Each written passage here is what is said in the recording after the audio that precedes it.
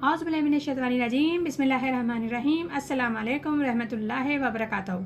जैसे कि कल हमने सूरह बकरा का तर्जुमा तफसीर खुलासा पढ़ा था, जिसमें इरशाद रब्बानी हो रहा था कि अल्लाह ताला फरमा रहे हैं कि लड़ो अल्लाह की राह में उन लोगों से जो लड़ने लगें तुमसे, और हद से तजावीज़ मत करो। बेशक अल्लाह ताला हद से ज़्यादा निकलने वाले को पसंद नहीं करता। और कत्ल करो उनको जिस जगह पाओ और निकाल दो उनको जहाँ से उन्होंने तुम्हें निकाला। और शरारत यानी कि अहद शक्नी करी उन्होंने कत्ल करने से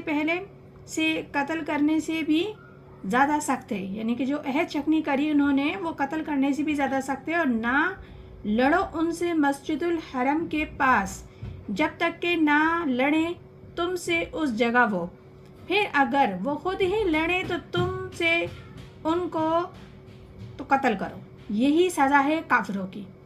फिर अगर वो बाज आ जाएं तो बेशक अल्लाह ताला बहुत बड़ा बख्शने वाला निहायत रहम वाला है।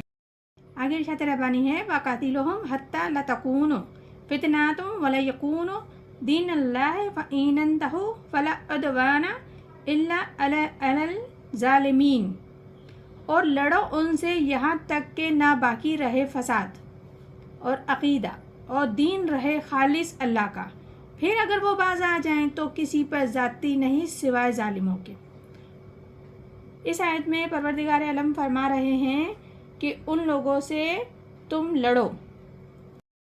इस आयत में परवरदिगार आलम बता रहे हैं कि अगर वो लोग इस्लाम न लाएं तो अगरचे दूसरे कुफ़ार के लिए इस्लामी कानून ये है कि वो अपने मज़हब पे रहते हुए भी अगर इस्लामी हुकूमत की अताअत और जिज़िया देने का इकरार कर ले तो उनका कत्ल ही जायज़ नहीं रहता, बल्कि उनके हुकूक की हिफाजत इस्लामी हुकूमत पे लाजिम हो जाती है। मगर ये ख़ास कुफ़ार चूँकि अहले अरब हैं, इनके लिए कानून जिज़िया नहीं, बल्कि इनके लिए सिर्फ़ दो रास्ते हैं, इस्लाम या कत्ल।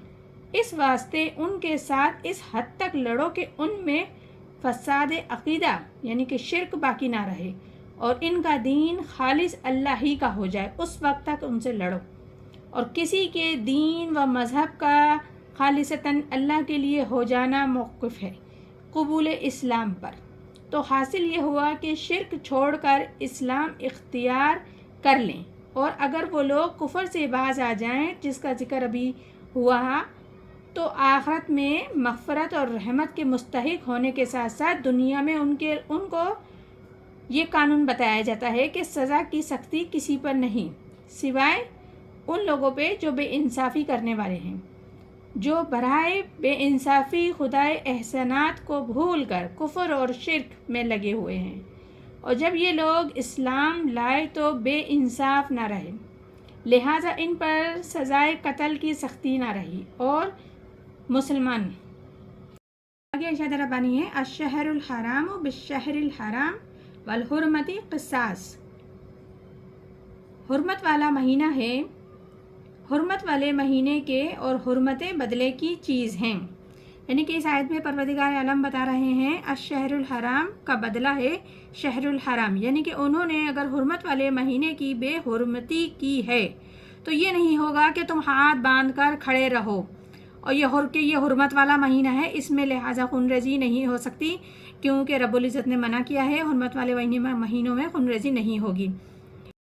क्योंकि एक है अल हरम ज़मीन और एक है शहरुल हराम, यानी कि चार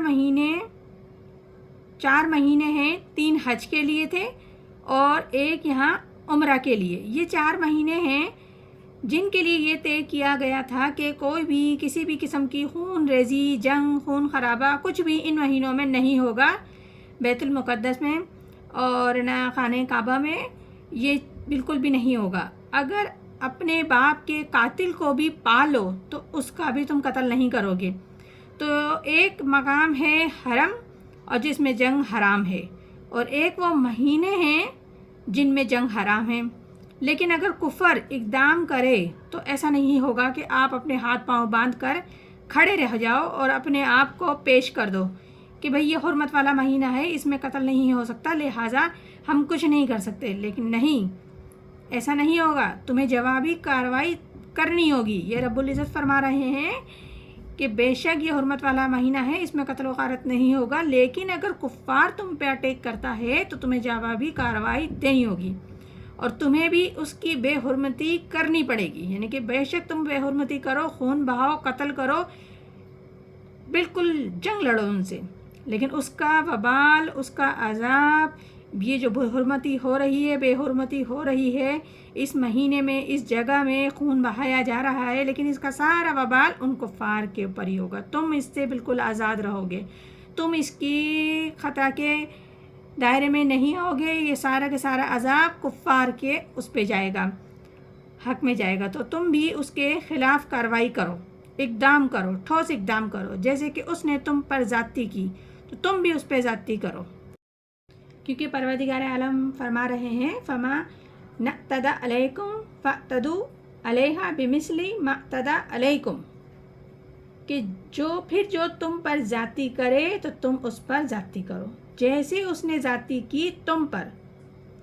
تو اللہ تعالیٰ نے صاف صاف اہل ایمان والوں کو خبردار کر دیا کہ آپ پہ اگر کوئی زیادتی کر رہا ہے، آگے بڑھ کر تم پہ اٹیک کر رہا ہے، حملہ کر رہا ہے، تو آپ نے کارروائی کے ساتھ ساتھ پورا جواب دینا ہے انہیں، کہ جو بھی انہوں نے زیادتی کر رہا ہے تمہارے ساتھ تو تم بھی اس کے ساتھ مکمل طور پر اقدام اٹھاؤ گے، کارروائی کرو گے جیسے کہ اس نے تم پہ زیادتی کری. پھر اللہ تعالیٰ فرما رہے ہیں واتقوا اللہ وَاعْلَمُوا إِنَّ اللَّهَ مَعَ الْمُتَّقِينَ، اور ڈرتے رہو پر تم اللہ سے اور یقین کر لو کہ اللہ ساتھ ہے پرہیزگاروں کے. پھر اللہ تعالیٰ اہل ایمان والوں کو تسلی بھی دے رہے ہیں اور حوصلہ افزائی بھی کر رہے ہیں، ہمت بھی دلا رہے ہیں کہ آپ ان سے بے شک لڑو، لیکن بس اللہ تعالیٰ کا تقوی اختیار کرو، اور یعنی کہ ڈرتے رہو اللہ سے اور یہ جان لو کہ اللہ تعالیٰ ساتھ ہے تمہارے، متقیوں کے ساتھ ہے اللہ تعالیٰ. یعنی کہ اللہ کی تائید اور نصرت، مدد ضرور آئے گی اہل تقوی کے لیے، کیونکہ جو اللہ کی راہ میں لڑتا ہے، دین اسلام کی خاطر لڑتا ہے، تو پروردگار عالم کی مدد ضرور آتی ہے، نصرت ضرور آتی ہے، اور فتح بھی انہی لوگوں کو نصیب ہوتی ہے جو نیت صرف اور صرف دین کی خاطر، جن کی نیت ہوتی ہے اللہ کے خاطر، جن کی نیت ہوتی ہے کہ وہ اللہ کے خاطر، دین کے خاطر کفار سے لڑ رہے ہیں، حق کے خاطر لڑ رہے ہیں. تو پھر پروردگار عالم کی مدد بھی ضرور آتی ہے، نصرت بھی ضرور آتی ہے، اور وہ کامیاب و کامران ضرور ہوتے ہیں، دنیا میں بھی ہوتے ہیں اور آخرت میں بھی ہوتے ہیں. یہ سورہ بقرہ ہے جس کی بھی ہم نے 2 صورتوں کا ترجمہ تفسیر خلاصہ بیان کیا. انشاءاللہ تعالی مزید بھی آگے کرتے رہیں گے. پروردگار عالم ہم سب کو قرآن پاک صحیح طریقے سے پڑھنے، سمجھنے اور عمل کرنے کی توفیق عطا فرمائے. آمین ثم آمین. جزاک اللہ.